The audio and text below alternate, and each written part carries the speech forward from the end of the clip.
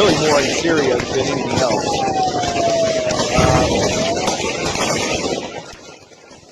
Yeah, so there's been some tensions with at the Israeli-Syria border. What's happening is there's a religious group called the Druze, and I know it sounds like Jews, but it's actually Druze, Druze. And the Druze are a subsections, kind of a spin-off of Islam. They separated around the 11th century.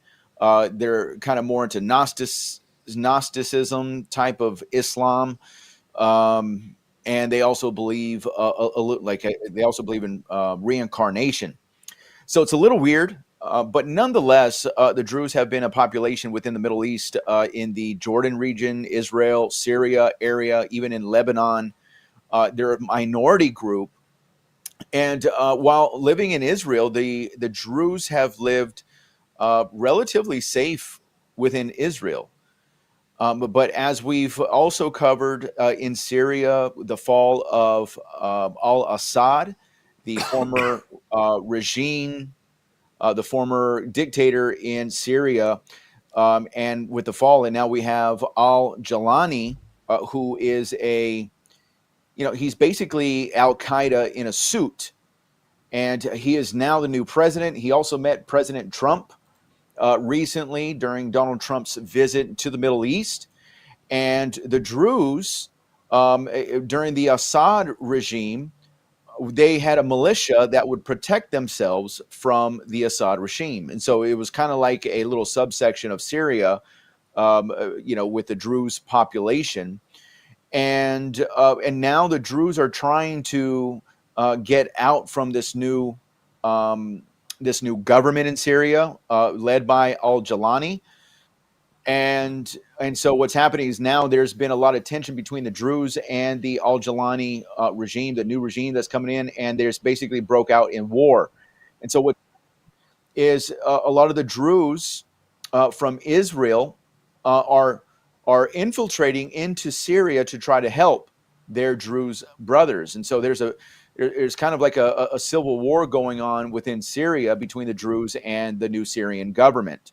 And of course, Israel is taking side with the Druze and began launching some attacks within the Syrian country right there in Damascus. And so we're seeing definitely some tensions toward the northern border of Israel with Syria. Brother Matthew, you saw a little bit about this. Did you? What were your thoughts on that? You think they're just starting another war, or what's going on? My faith meter in Israel is at all-time low, as if I ever actually had one, short of God's Israel. But whoever these people are, and I look at them as just as corrupt as the United States was, and my hope meter for Israel is pretty much on par with any country in Europe. It's really nothing different, nothing spectacular. So to see them starting another war, I don't want to be that guy that hops on everything. But since when is it a small thing that we're bombing people, or that Israel's bombing people, that we have this minor incursion?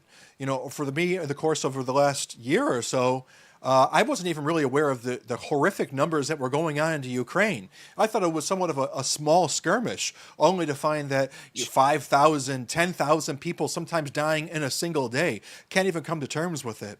So whatever Syria's got up there, whatever Israel has up its sleeves right now, or whatever excuses it has, I just am it's really hard to process at this point in time. And as you know, Alex, I am a fan of giving human beings who are brothers and sisters and are in and out of the faith benefit of doubt, but I don't give governments benefit of doubt. It's really Right. how I'm built.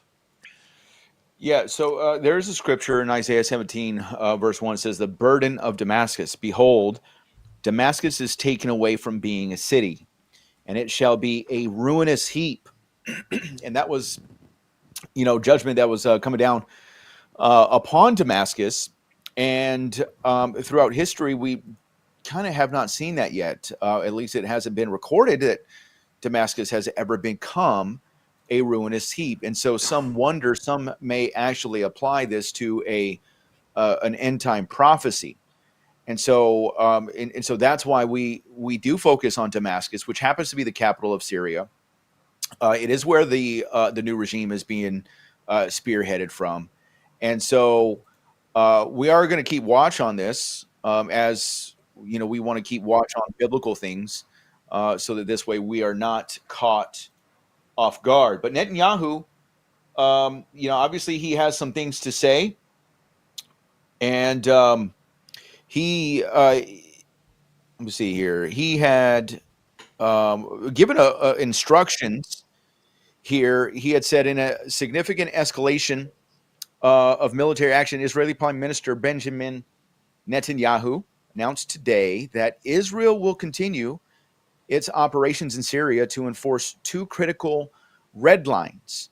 Okay. And those red lines were basically setting a demilitarized zone, giving space between the border of Israel and between Damascus. And the second red line is to not create a genocide on the Druze people. And so obviously that's kind of what has been perceived from the Israeli side.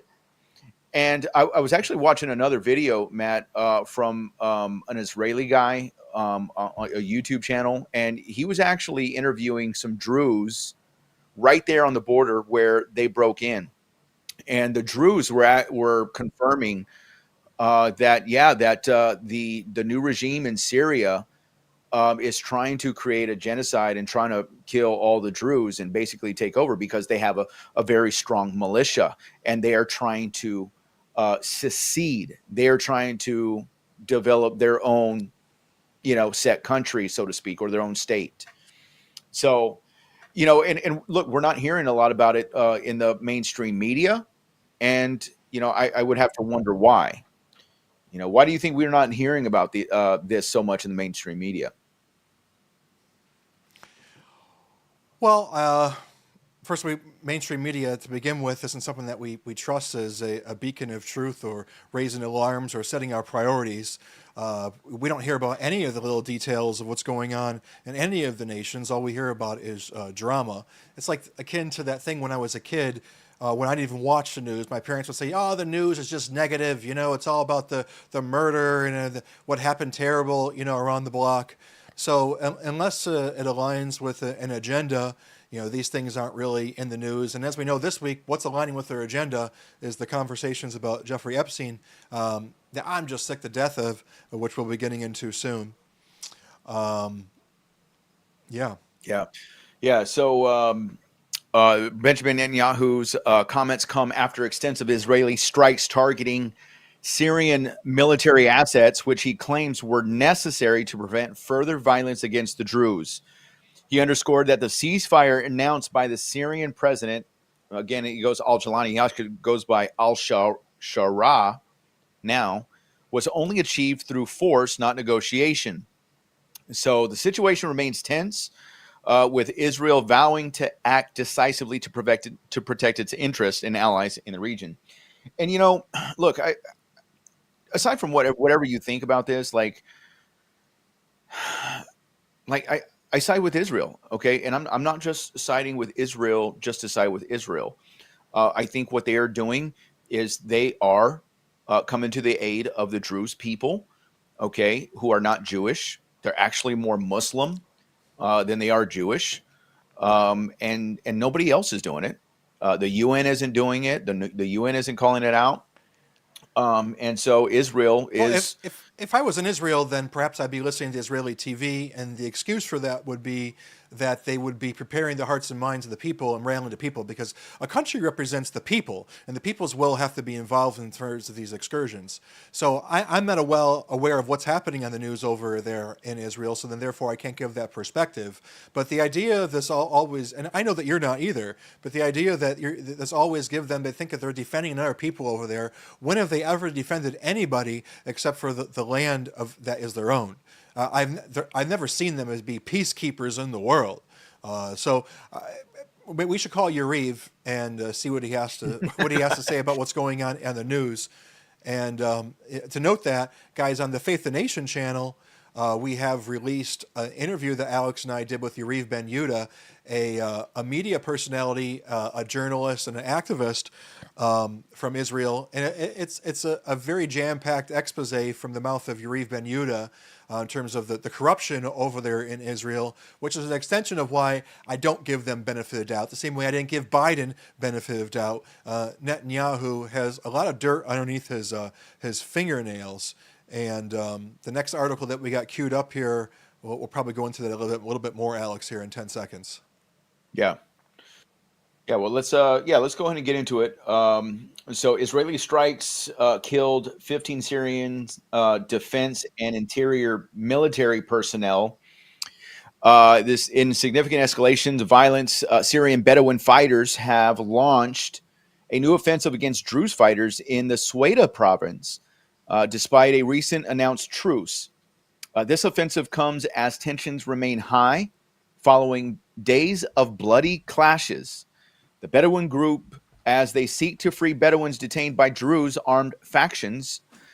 Meanwhile, Israeli Prime Minister Benjamin Netanyahu, Bibi, is conveying his security cabinet to discuss ongoing ceasefire negotiations in Gaza.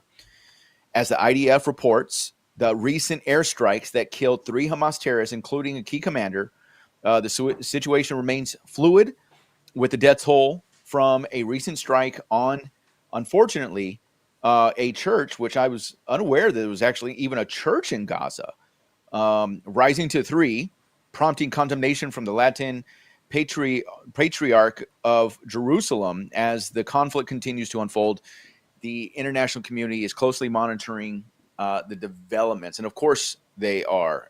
Anything that they can do to condemn, the strikes in Gaza, they're definitely going to do it. And so I had no idea that there was a church, a Catholic or an Orthodox church in Gaza. I can't even see that would actually even survive this long, um, much less from an Israeli strike. I would think that the Hamas wouldn't even allow something like that.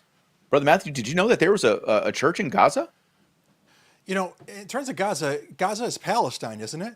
Or is that not not Yeah, exactly the Gaza Palestine? Strip. Well, it's. I mean, that's up for debate. But yeah, I mean, obviously, it is considered Palestine, but it's considered the Gaza Strip, Yeah. where basically the October 7th attacks came from, which I thought was completely radical Islam. I had no idea that there was an actual church over there. Gaza's like Um, what, 2 miles, a 2 mile square circumference type of situation, 5 miles, 10 miles, something I like mean, it's that. not. Yeah, I mean, it's not that small, but I mean, it's like what? It's like maybe 10 miles wide, Yeah. and maybe 40 miles long or something like that. Sure, we can get a square circumference from ChatGPT really quick. So But yeah, do you make a distinction in your mind, like when you think of Gaza, do you equate to Palestine? Because the reason why I bring that up is just because, I'm aware of Palestine having tons of churches and tons of Christian influence and tons of Christian pilgrims within the area, but within the specifics of Gaza, I really just don't know. yeah, I mean, obviously, and really quick. So the length is 25 miles. The width is anywhere from 3.7 to 7.5 miles wide. So the total area equates to be about 141 square miles. Now, do I consider it Palestine? I mean, obviously, like, if we're talking in normal terms, if I'm talking to somebody, I'll refer to it as Palestine. But I don't actually equate Palestine with actually being a state, or even for that matter. I mean, I just believe that it's all Israel. But for the sake of argument, or for the sake of speaking to somebody, I would refer to Palestine. But it's weird because there's 2 parts to Palestine. You have the West Bank, which is East Jerusalem on over to the Jordan River, which would include places like Bethlehem, which we know. I mean, obviously, biblically speaking, what is Bethlehem? It's the land of Judah. It's from Jew. It should be Jewish land. But nonetheless, that's called the West Bank. That's Palestine. And then you have a break within that, which is obviously Israel, and a gap. So basically, you have a landmass, a strip of landmass on this side, West Bank, and over here you have the Gaza Strip. I don't know if you can tell by what I'm doing with my hand or anything like that, but so that's what's considered Palestine today.